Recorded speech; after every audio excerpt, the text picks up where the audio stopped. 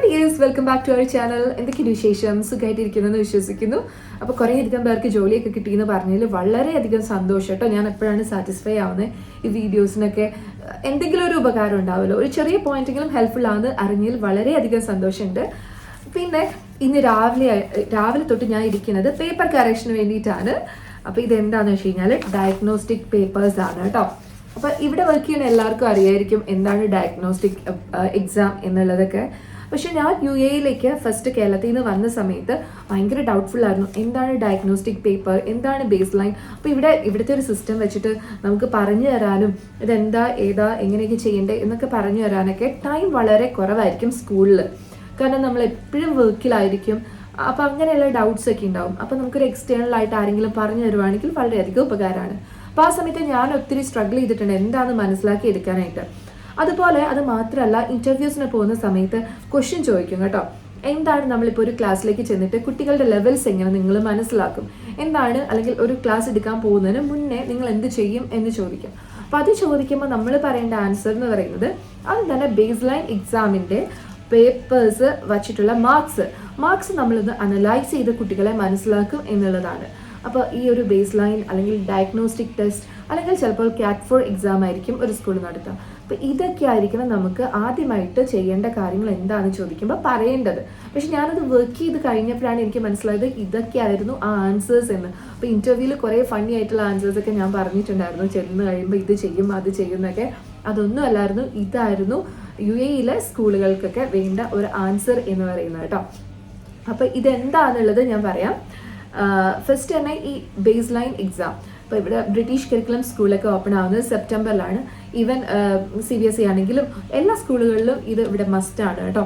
അപ്പോൾ നമ്മൾ school open ചെയ്ത് കഴിയുമ്പോൾ കുറേ കുട്ടികളൊക്കെ ന്യൂ അഡ്മിഷൻ ആയിരിക്കും ഉണ്ടാവുക, കുറേയൊക്കെ പഴയ സ്കൂളിൽ നിന്നുള്ളവരും ആയിരിക്കും ഉണ്ടാവുക. അപ്പോൾ സാധാരണ ചില സ്കൂളുകൾ ചെയ്യുന്നത് എന്താണെന്ന് വെച്ച് കഴിഞ്ഞാൽ പുതിയ കുട്ടികൾക്ക് എൻട്രൻസ് എക്സാം വയ്ക്കും. അത് ഡയഗ്നോസ്റ്റിക് പേപ്പറായിട്ട് കൊടുത്തിട്ട് എൻട്രൻസ് എക്സാം എഴുതി ആ മാർക്ക് നമ്മൾ ഒരു അക്കാഡമിക് ഇയറിൻ്റെ ബിഗിനിങ്ങിൽ നമ്മൾ ആഡ് ചെയ്യും. ടാർഗറ്റ് അവർക്ക് സെറ്റ് ചെയ്യും. അതായത് ഇപ്പോൾ B ഗ്രേഡുള്ള ഒരു കുട്ടിയാണെങ്കിൽ B ഗ്രേഡ് ഇട്ട് വയ്ക്കും. നെക്സ്റ്റ് ടേമിൽ അത് A ഗ്രേഡ് ആവാം. അതിൻ്റെ അടുത്ത തേർഡ് ടേമിൽ A+ വരാം, A* വരാം. അങ്ങനെ നമ്മൾ സെറ്റ് ചെയ്ത് വെക്കും ടാർഗറ്റ് കേട്ടോ. അപ്പം ചില സ്കൂളിൽ അതാണ് ഒരു ഫോമാറ്റ്. ചില സ്കൂളിലെന്ന് വെച്ച് കഴിഞ്ഞാൽ ലാസ്റ്റ് ഇയറിൻ്റെ ഫൈനൽ എക്സാം ഉണ്ടാവുമല്ലോ, ഫൈനൽ എക്സാമിൻ്റെ മാർക്കായിരിക്കും ഈ ഒരു ടാർഗറ്റ് സെറ്റ് ചെയ്യാൻ വേണ്ടിയിട്ട് യൂസ് ചെയ്യുക. അത് ഈസി ആയിട്ടുള്ളൊരു മെത്തേഡാണ്. പിന്നെ ഓരോ സ്കൂളിലും പ്രത്യേകം ക്രൈറ്റീരിയാസ് ആണ് കേട്ടോ ഉള്ളത്, അവർ ഫോളോ ചെയ്യുന്നത്. ചില സ്കൂളിൽ എൻഡ് ഓഫ് ദ അസസ്മെന്റ് എന്ന് പറയുന്നത് GL അസസ്മെന്റ്, ഇവിടുത്തെ ഒരു പ്രോഗ്രസ് ടെസ്റ്റ് ആണ് GL. എൻട്രൻസ് പോലത്തെ ക്വസ്റ്റ്യൻസ് ഒക്കെയാണ് വരിക, എല്ലാ സബ്ജക്റ്റിനും ഉണ്ട്.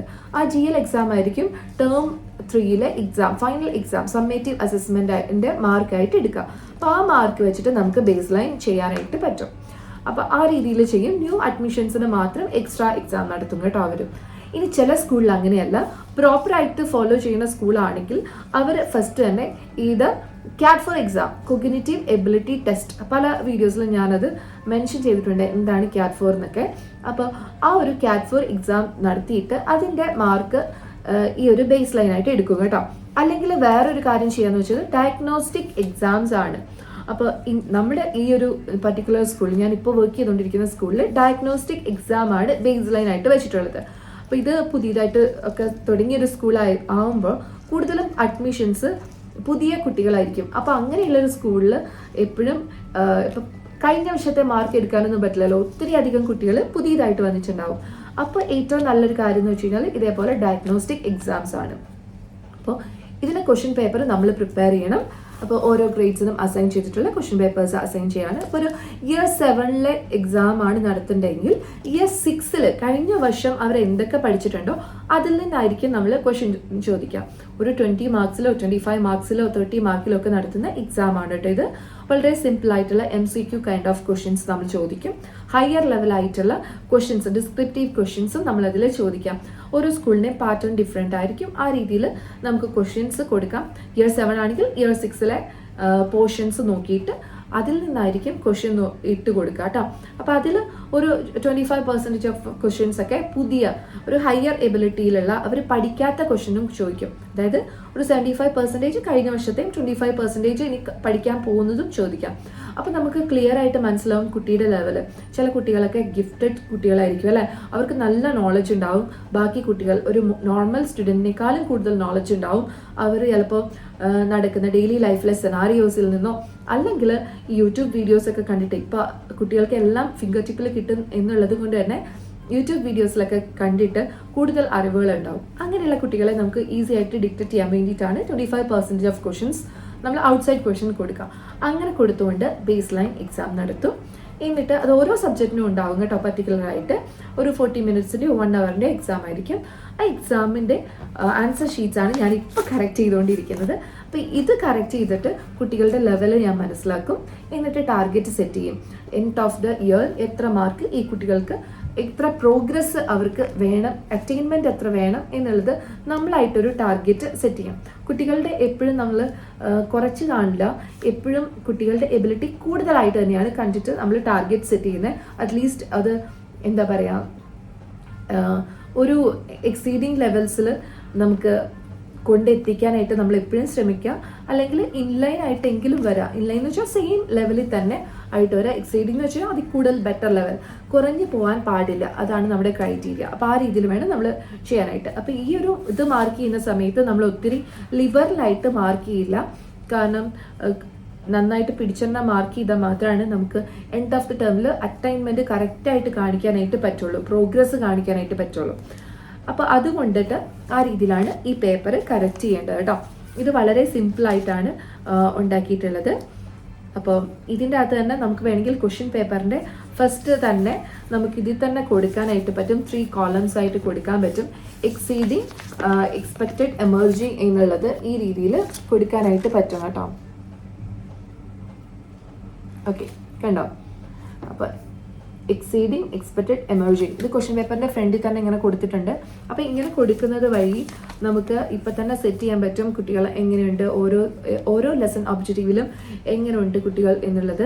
അപ്പോൾ അത് ഒരു എക്സീഡിങ് കുട്ടി ആണെങ്കിൽ എക്സീഡിങ് ആയിട്ട് തന്നെ നിലനിർത്താനും, എക്സ്പെക്റ്റഡ് എത്രയാണെന്നുള്ള രീതിയിൽ എക്സ്പെക്റ്റഡ് മാർക്ക് കിട്ടിയിട്ടുണ്ടോ എന്നുള്ളതും, എമർജിങ് ആണോ എന്നുള്ളതും ഇതിൽ തന്നെ നോട്ട് ചെയ്ത് വയ്ക്കാം.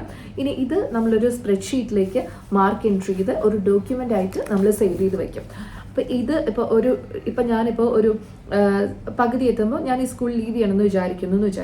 അപ്പോൾ അടുത്തൊരു ടീച്ചർ വരുന്ന സമയത്ത് അവർക്കത് ഈസി ആയിട്ട് ആക്സസ് ചെയ്യാനായിട്ട് പറ്റുകയും ചെയ്യും. കുട്ടികളുടെ ലെവൽസ് ഈസി ആയിട്ട് അണ്ടർസ്റ്റാൻഡ് ചെയ്യാനായിട്ടും പറ്റും. ഈ ഒരു ഡേറ്റ തന്നെ നമുക്ക് യൂസ് ചെയ്തിട്ട് ലോ എബിലിറ്റി ആണോ, ഹൈ എബിലിറ്റി ആണോ, ഗിഫ്റ്റഡ് ആണോ, ടാലൻറ്റഡ് ആണോ എന്നുള്ളതൊക്കെ നമുക്ക് മനസ്സിലാക്കാനായിട്ട് പറ്റും കേട്ടോ. അപ്പോൾ ഇതാണ് ബേസ് ലൈൻ എക്സാം എന്ന് വെച്ച് കഴിഞ്ഞാൽ. അപ്പോൾ ഇനി ഒരു ഇൻ്റർവ്യൂവിൽ ക്വസ്റ്റ്യൻ ചോദിക്കുന്ന സമയത്ത് നിങ്ങൾക്ക് ഈസി ആയിട്ട് ആൻസർ ചെയ്യാം. നമ്മൾ ഫസ്റ്റ് ഒരു ക്ലാസ്സിലേക്ക് ചെല്ലുന്ന സമയത്ത് ഷുവറായിട്ട് നമ്മൾ ആദ്യം ചോദിക്കേണ്ട കാര്യം ആ കുട്ടികളുടെ ബേസ് ലൈൻ എക്സാം നടത്തിയിട്ടുണ്ടോ, മാർക്ക് എത്രയാണ്, CAT 4 കോഗ്നിറ്റീവ് എബിലിറ്റി ടെസ്റ്റ് അത് നടത്തിയിട്ടുണ്ടോ, അതിൻ്റെ മാർക്ക് എങ്ങനെയാണ്. ഇപ്പോൾ ഒരു മിഡായിട്ടാണ് ജോയിൻ ചെയ്യണത്. ഇനിയുള്ള ഇൻ്റർവ്യൂസ് ഒക്കെ എന്ന് വെച്ച് കഴിഞ്ഞാൽ ഇൻ ബിറ്റ്വീൻ ആണല്ലോ, ക്ലാസ് ഓൾറെഡി സ്റ്റാർട്ട് ആയല്ലോ. അപ്പോൾ നമുക്ക് പറയാം ടാർഗറ്റ് സെറ്റ് ചെയ്തേക്കുന്നത് എത്രയുണ്ടെന്ന് നമ്മൾ നോക്കും. അത് വെച്ചിട്ടാണ് നമ്മളിനി മുന്നോട്ടേക്ക് കുട്ടികളുടെ ലെവൽസ് എത്ര ഇംപ്രൂവ് ചെയ്യണം എന്നുള്ളത് നമ്മൾ നോക്കാൻ പോകുന്നത് എന്നാണ് ആൻസർ പറയേണ്ടത് കേട്ടോ. അപ്പോൾ ഇതൊരു ചെറിയൊരു ഇൻഫർമേഷൻ ഞാൻ പാസ് ചെയ്യാമെന്ന് വിചാരിച്ചിട്ട് വീഡിയോ ചെയ്തതാണ്. അപ്പോൾ തീർച്ചയായിട്ടും ഇങ്ങനെയുള്ള വീഡിയോസ്, ടീച്ചിങ് റിലേറ്റഡ് ആയിട്ട് വീഡിയോസ് ഇഷ്ടമുള്ളവർ ഉണ്ടെങ്കിൽ ഒന്ന് ചാനൽ സബ്സ്ക്രൈബ് ചെയ്യുക, ലൈക്ക് ചെയ്യുക, ഷെയർ ചെയ്യാന്ന് വെച്ച് കഴിഞ്ഞാൽ ആവശ്യമുള്ളവർക്ക് മാത്രം ഷെയർ ചെയ്താൽ മതി. ജോലി അന്വേഷിക്കുന്നവർക്കൊന്ന് ഷെയർ ചെയ്ത് കൊടുക്കുകയാണെങ്കിൽ അവർക്ക് ഹെൽപ്ഫുൾ ആയിരിക്കും. ഞാനപ്പോൾ ഒരു വാട്സാപ്പ് ലിങ്ക് ഡിസ്ക്രിപ്ഷനിൽ കൊടുക്കുന്നുണ്ട്. ഇഷ്ടം പോലെ വേക്കൻസീസ് ഇപ്പോൾ ഓൺ ആണ് കേട്ടോ. ഇഷ്ടം പോലെ വേക്കൻസീസ് എന്ന് വെച്ചാൽ ഒത്തിരി അധികം വേക്കൻസീസ് ഓൺ ആണ്. പക്ഷേ ഇൻ്റർവ്യൂസൊക്കെ അറ്റൻഡ് ചെയ്യാൻ നേരത്ത് കുറച്ചുകൂടെ കോൺഫിഡൻ്റ് ആയിട്ട് ഈ രീതിയിലുള്ള കാര്യങ്ങളൊക്കെ റെഫർ ചെയ്തിട്ട് പോവാം. പിന്നെ ബേസിക്കലി ലെക്ക് എന്നുള്ളത് വളരെയധികം വലിയൊരു കാര്യം തന്നെയാണ്. അപ്പോൾ നന്നായിട്ട് പ്രാർത്ഥിച്ചിട്ടൊക്കെ പോവാം. പിന്നെ CV അടിപൊളിയായിട്ട് ഉണ്ടാക്കുക, എന്നാൽ മാത്രമേ നമുക്ക് കോള് വരുള്ളൂ. ഇപ്പോൾ CV റിലേറ്റഡ് ആയിട്ടുള്ള വീഡിയോസ് അപ്ലോഡ് ചെയ്തിട്ടുണ്ട്, ഇൻ്റർവ്യൂ റിലേറ്റഡ് ആയിട്ടുള്ള വീഡിയോസും അപ്ലോഡ് ചെയ്തിട്ടുണ്ട്. എനിക്ക് പറ്റുന്ന അറിവിൽ നിന്ന് ഒക്കെ എൻ്റെ എക്സ്പീരിയൻസിൽ നിന്നാണ് ഞാൻ ആ വീഡിയോസൊക്കെ അപ്ലോഡ് ചെയ്തിരിക്കുന്നത്. കുറച്ചെങ്കിലും യൂസ്ഫുൾ ആവും, നിങ്ങൾ പോയി കണ്ടു നോക്കുക ആദ്യമായിട്ട് ചാനൽ കാണുന്നവരാണെങ്കിൽ കേട്ടോ. അപ്പോൾ ഡിസ്ക്രിപ്ഷനിൽ ഞാൻ വാട്സപ്പ് ലിങ്ക് കൊടുക്കുന്നുണ്ട്, ചാനൽ ജോയിൻ ചെയ്യുക. ഇഷ്ടംപോലെ വേക്കൻസീസ് വരുന്നതനുസരിച്ചിട്ട്, എനിക്ക് സമയമുള്ള അനുസരിച്ചിട്ട് ഞാൻ അതിൽ അപ്ഡേറ്റ് ചെയ്യുന്നുണ്ട് കേട്ടോ. അപ്പോൾ അത്രയൊക്കെയുള്ളൂ ഇന്നത്തെ video. Happy weekend, happy international heart day. So give a heart in the comment box, everyone. Thank you so much. See you again. Bye